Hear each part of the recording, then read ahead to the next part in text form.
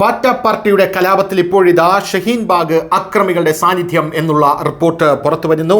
പാറ്റകളുടെ സമരവും സോനം വാങ്ചുക്കിന്റെ നിരാഹാരവും പ്രചരിപ്പിക്കാൻ വ്ളോഗർമാരെയും മുൻനിര മാധ്യമങ്ങളെയും വിലക്കെടുത്തുവെന്ന ആരോപണം ബലപ്പെടുന്ന ഇമെയിലാണ് ഇപ്പോൾ പുറത്തു വന്നിരിക്കുന്നത്.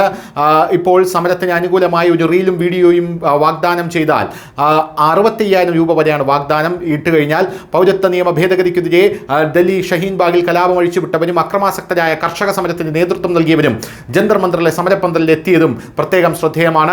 അതിനിടെ കോക്രോച്ച് പാർട്ടി അഴിച്ചുവിട്ട കലാപത്തിന് ഡൽഹി പോലീസ് കേസെടുത്തു എന്നുള്ള റിപ്പോർട്ടുകൾ പുറത്തു വരുന്നു. ആസാദ് സിംഗ് എന്ന വ്ളോഗറാണ് ഒഫീഷ്യൽ അക്കൗണ്ടിലൂടെ തനിക്ക് ലഭിച്ച ഇമെയിലിന്റെ സ്ക്രീൻഷോട്ട് പുറത്തുവിട്ടത്. വാങ്ചുക്കിന്റെ നിരാഹാര സമരത്തിന്റെ ക്യാമ്പയിൻ സന്ദേശം വ്യക്തമാക്കുന്ന ഓരോ റീലും വീഡിയോയും പബ്ലിഷ് ചെയ്താൽ 65,000 രൂപ നൽകാമെന്നാണ് വാഗ്ദാനം. നൂറുകണക്കിന് ബ്ലോഗർമാരും യൂട്യൂബേഴ്സുമാണ് കോക്രോച്ച് പാർട്ടിക്ക് വേണ്ടി ഇറങ്ങിയത്. സമാന രീതിയിൽ മുൻനിര മാധ്യമങ്ങളും സെലിബ്രിറ്റികളും തങ്ങൾക്ക് അനുകൂല വാർത്തകളും പ്രസ്താവനകളും നൽകാൻ വിലക്കെടുത്തതായും സൂചനയുണ്ട്.